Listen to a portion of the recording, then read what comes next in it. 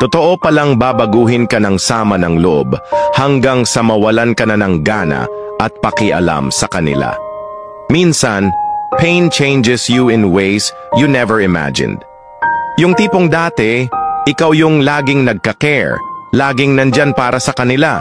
Pero dumating yung point na parang naubos ka na. Hindi dahil ayaw mo na, pero kasi napagod ka na sa paulit-ulit na sakit.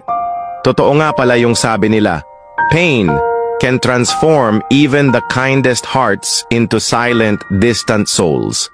Hirap magpanggap na okay ka pa rin, pero deep inside, parang gusto mo na lang mag-let go ng lahat.